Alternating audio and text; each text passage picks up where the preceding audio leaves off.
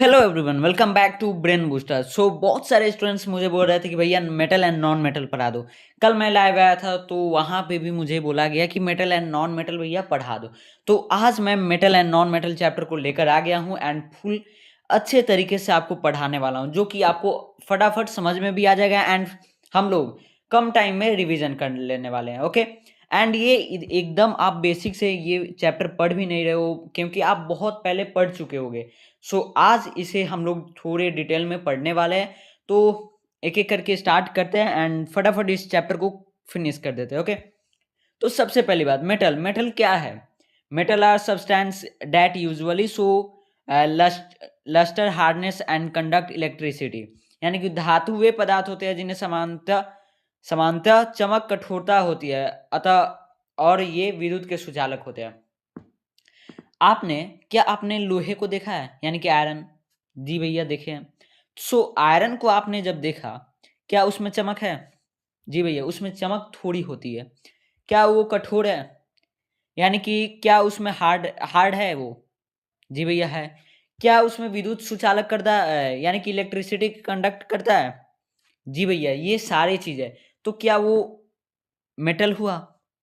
जो आयरन है वो मेटल हुआ, तो 100% भैया मेटल हुआ। अब हम बात करें कि भैया जो वुड है, लकड़ी, उसमें भी होता है, उसमें हार्ड होता है लकड़ी, तो क्या वो मेटल हो गया? नहीं भई।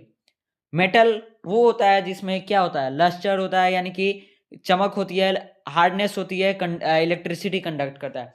जो लकड़ी है यानी कि वुड, उसमें हार्डनेस है, क्या वो इलेक्ट्रिसिटी कंडक्ट करता है? नहीं भैया। लस्टर है, यानी कि चमक है उसमें? नहीं भई, ये सारी चीज़ नहीं है। तो क्या वो मेटल हुआ? नहीं भैया, वो 100% मेटल नहीं हुआ। इस टाइप से अगर आपके एग्ज़ाम में आएँगे कि क्या लकड़ी यानी कि वुड मेटल है, आप क्या भरोगे? नहीं भरोगे, क्योंकि उसमें क्या है, लस्टर नहीं है, इलेक्ट्रिसिटी कंडक्ट नहीं करता है, तो ये सारी चीज़ नहीं है, तो भैया ये होगा नहीं। देखो, और भी सारी चीज़ है, बट हम लोग फटाफट इसको कंप्लीट करने वाले, जो आपको फटाफट समझ में आ जाए। एकदम आप बेसिक से भी नहीं पढ़ रहे हो, क्योंकि आप पहले पढ़ चुके हो एंड अभी आपको बस समझना है। ओके? तो मेटल समझ गए। अब मेटल के एग्जांपल्स क्या-क्या हैं? कॉपर है, कॉपर है। जी भैया कॉपर है। आयरन, हाँ भैया आयरन भी है। जिंक, हाँ जिंक भी है। सोडियम है, हाँ भैया सोडियम भी है। पोटेशियम भी है, गोल्ड भी है। तो ये हो गया। सिल्वर भी हो गया। ये सब हो गया। एक एक पारा जो होता है, जो थर्मामीटर में यूज़ होता है, वो भी हो गया। हाँ भैया वो भी हो गया। तो ये मेटल्स हो गए। अब देखो, यहाँ पे ये क्या है? एक मानो गोल्ड हो गया। ओके, गोल्ड हो गया, तो ये क्या मेटल है? 100% मेटल है। ये कील हो गया, कील क्या मेटल है? हाँ भैया, क्योंकि कील में क्या है? आयरन है। कील में आयरन है तो ये मेटल हो गया। ये क्या है? सिल्वर, सिल्वर मेटल है, 100% मेटल है। ये क्या हो गया? ये आपका एक मतलब कि मेटल ही हो गया। आई थिंक इसका ये भी मेटल हो गया। इसका थोड़ा मैं भूल जा रहा हूँ, ये थोड़ा फ्रेश नहीं है। ओके, लेकिन ये मेटल है। देखो, जिसमें इसमें क्या है? इसमें ये एल्युमिनियम है, आई थिंक एल्युमिनियम ही है। इसमें क्या है? चमक है। हाँ भैया चमक है। क्या यहाँ से कठोरता दिख रही है, हार्डनेस दिख रही है? तो हाँ भैया हार्डनेस भी दिख रही है। तो ये इलेक्ट्रिसिटी कंडक्ट कर सकता है। 100% भैया ये इलेक्ट्रिसिटी कंडक्ट कर सकता है। तो ये मेटल हो गया। ओके, अब बात करें हम नॉन मेटल। नॉन मेटल क्या है? Non metals are substance that generally lack lustre and are poor conductors. यानी कि अधातु वे पदार्थ होते हैं जिनमें समानता चमक होती है, ये विद्युत के कुचालक हैं। यानी कि जो नॉन मेटल्स है वो विद्युत के क्या होता है? पुअर कंडक्टर्स होते हैं। उसमें चमक नहीं होती, यानी लस्टर्स नहीं होती है। और क्या नहीं होते हैं? और क्या नहीं होते हैं? हार्डनेस मतलब हार्डनेस भी नहीं होता है। लेकिन अगर मान लीजिए हम बात करें कि जैसे लकड़ी, लकड़ी क्या है? एक अपवाद है, जिसमें मतलब कि हार्डनेस है, बट वो और सब चीज़ तो नहीं है। उसमें लस्टर नहीं है, फिर इलेक्ट्रिसिटी कंडक्ट नहीं कर सकता है, तो ये नहीं हो पाया। ओके, तो विद्युत नॉन मेटल्स भी आप समझ गए। नॉन मेटल्स में क्या है? ऑक्सीजन है, नाइट्रोजन है, कार्बन है, वुड है, कोल है और नियोन। ओके, ये हो गए। यहाँ पे दिया हुआ है वुड, आपने ऐसे देखा होगा, तो ये क्या हो गया? मेटल हुआ? नहीं भैया, नहीं हुआ, ये नॉन मेटल हो गया। चेयर आपने देखा होगा, वो प्लास्टिक है, तो क्या वो मेटल हो गया? नहीं भैया, वो भी मेटल नहीं है। नाइट्रोजन, ये भी मेटल नहीं है। तो देखो, मेटल एंड नॉन मेटल को समझने के लिए आपको थोड़ा अपना माइंड लगाना होगा। जो आप अपने सामने अभी कोई भी चीज़ देख रहे हो, थिंग्स, वो उस पे आप गौर करो कि क्या वो मेटल है? अगर नहीं है तो उसमें क्या-क्या यूज़ नहीं है? जैसे उसमें हार्डनेस नहीं है, या उसमें लस्टर नहीं है, या वो इलेक्ट्रिसिटी कंडक्ट करता है या नहीं, ये सारी चीज़ें देखो ध्यान से। ओके? अब बात करें कि धातुओं के भौतिक गुण क्या है? Physical properties of metals. Lustre metals are shiny, यानी कि चमक, धातुएं चमकीली होती है। कठोरता, अधिकांश धातुएं कठोर होती है, यानी कि most metals are hard. Can be beaten into sheets, आघात वर्धनीयता, चादर बनाई जा सकती है। मेलिएबिलिटी होती है। और एक चीज, जो मेटल्स होते हैं वो क्या होती है? मेलिएबिलिटी होती है, यानी कि आघात वर्धनीयता होती है। फिर डक्टिलिटी होती है, ductility. Can be drawn into wires, यानी कि तार बनाए जा सकते हैं। और क्या है? Conductivity, good conductors can of heat of electricity, यानी कि चमक, चालकता, ऊष्मा व विद्युत के अच्छे सुचालक होते हैं। जो मेटल्स है उनमें क्या होते हैं? डक्टिलिटी होती है, मेलिएबिलिटी होती है, हार्डनेस होती है, लस्टर होती है। एक्सेप्शन की बात करें अपवाद की, sodium and potassium are soft. Sodium और पोटेशियम क्या है? सॉफ्ट है। तो ये मेटल हुआ। हाँ भैया, ये मेटल हो गया। ओके, अब बात करें अधातुओं के भौतिक गुण क्या है? डल, यानी कि बिना चमक। अधातु में क्या चमक होती है भैया? नहीं होती है। सॉफ्ट, ब्राइटल, कैन ब्रेक इजिली, यानी कि जो नॉन मेटल्स है वो मतलब कि एक सेकेंड में वो टूट जाएंगे। पुअर कंडक्टर्स होते हैं, यानी कि कुचालक होते हैं। ग्रेफाइट अपवाद है, वो ग्रेफाइट को छाड़ दो। नॉट मेलिएबल और डक्टाइल, यानी कि आघात वर्धनीयता और तन्य नहीं होती है, यानी कि मेलिएबल और डक्टाइल नहीं होती है। कौन? Non metals. ओके, अब रिएक्शन विद ऑक्सीजन, ऑक्सीजन के साथ अभिक्रिया करने पे क्या होगा? Metals react with oxygen to form metal oxide, यानी कि धातुएं ऑक्सीजन के साथ अभिक्रिया करके धातु ऑक्साइड बनाती है। अगर हम ऑक्सीजन के साथ मेटल को ऑक्सीजन के साथ हम ऑक्सीजन के साथ हम करें तो क्या बनाएगी? धातु oxide, metal oxide. Okay, and धातु ऑक्साइड सामान्यतः क्षारीय प्रकृति के होते हैं, यानी कि metal oxides are generally basic in nature, यानी कि प्राकृतिक रूप से होते हैं, क्षारीय प्राकृतिक रूप से होते हैं। तो क्या बनेगा? जब हम धातु को ऑक्सीजन के साथ अभिक्रिया करेंगे तो क्या बनेगा? धातु ऑक्साइड, यानी metal oxides.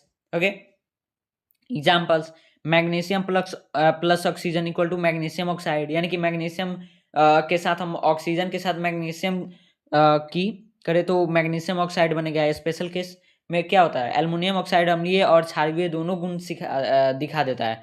Aluminium oxide shows both acids and basic nature. Okay, देखो, आप लोग के ये मन में होगा कि ये कहीं ना कहीं से छाप के ये पीपीटी बना है। नहीं भाई, ये देखो, यहाँ पे मैं वही चीज लिखता हूँ जो मुझे समझ में आता है, जो आपको समझ में आए एंड जो इम्पोर्टेंट हो। ओके, तो इसमें कोई भी ऐसा नहीं है।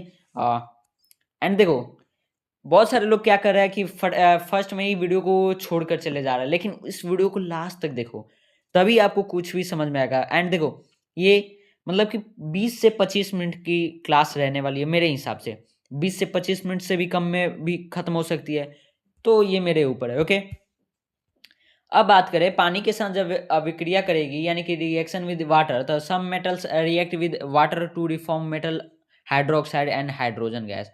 कुछ धातुएं पानी से अभिक्रिया करके धातु हाइड्रोक्साइड और हाइड्रोजन गैस बनाती है। Sodium and potassium react violently with cold water. Sodium और पोटेशियम जो है ठंडे पानी से भी तीव्र अभिक्रिया करती है। Okay, iron reacts with steam, यानी कि लोहा भाप के साथ अभिक्रिया करता है। इसका भी उदाहरण है। जो जब हम सोडियम पानी के साथ सोडियम का हम करें, क्या करें यहाँ पे? क्या है? अभिक्रिया, रिएक्शन जब करेगा, रिएक्शन, तो क्या होगा? सोडियम ऑक्साइड प्लस हाइड्रोजन आएगा। समझ गए? जब सोडियम और सोडियम पानी के साथ रिएक्शन करेगा तो क्या निकलेगा? Sodium hydroxide plus hydrogen. Okay, reaction with acids, अम्ल के साथ अभिक्रिया। Metals react with dilute acids to form salt and hydrogen gas. धातुएं पतले अम्लों से अभिक्रिया करके लवण और हाइड्रोजन गैस बनाती है। Yes, this reaction is use to test metals, यानी कि इस अभिक्रिया का उपयोग धातु की पहचान में किया जाता है। आपने सोना की पहचान करते हुए देखा होगा, वैसे ही जो मेटल्स होते हैं उनकी पहचान किया जाता है तो किसके साथ? एसिड्स के साथ रिएक्शन करके, समझ गए। एंड जब एसिड्स के साथ कोई भी मेटल्स की रिएक्शन करे तो क्या निकलेगा? हाइड्रोजन गैस करके लवण और हाइड्रोजन गैस बनती है। ओके, जैसे zinc plus hydrochloric acid equal to zinc chloride plus hydrogen. Exception यानी कि अपवाद, copper silver gold do not react with dilute acids. तांबा चांदी सोना पतले अम्ल से अभिक्रिया नहीं करते। जो कॉपर सिल्वर गोल्ड, इन दोनों के लिए कौन से दूसरे एसिड से होता है, पतले एसिड से नहीं होता है। ओके, अब बात करें कि रिएक्टिविटी सीरीज यानी कि अभिक्रियाशीलता श्रेणी। It is the arrangement of metals in decreasing order of reactivity. धातुओं को उनकी अभिक्रियाशीलता के घटते क्रम में सजाना अभिक्रियाशीलता श्रेणी कहलाता है। क्या है? फर्स्ट में क्या है? Potassium, sodium, calcium, magnesium, aluminium, zinc, iron, copper, silver, gold. Okay,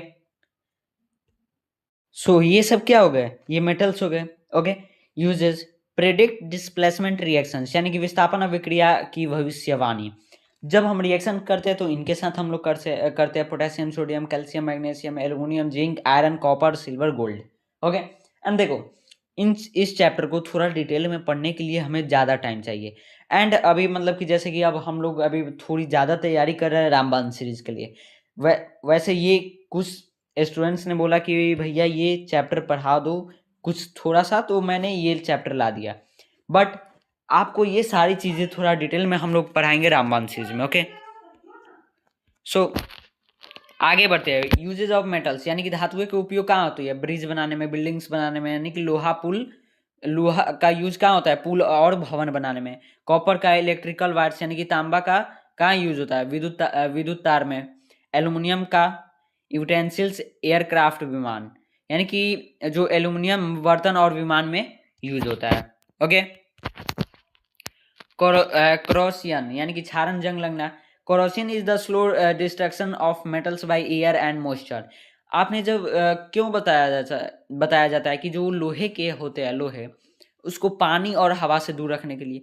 अगर वो पानी जब उस पर जाएगा तो क्या होगा? जंग लगेगा, कोरोजन होगा।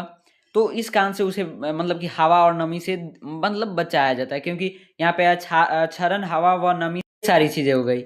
एंड अब बात करें कि रोकथाम कैसे किया जाता है, तो पेंटिंग, ऑयलिंग एंड गैल्वेनाइजेशन यानी कि रोकथाम के तरीके पेंट लगाना और तेल लगाना या जस्तीकरण किया जाता है। ओके, सो देखो आपने अभी तक ये पूरे मेटल्स एंड नॉन मेटल्स को पढ़ लिया, तो अब मिलते हैं फिर नेक्स्ट क्लास में। Bye bye.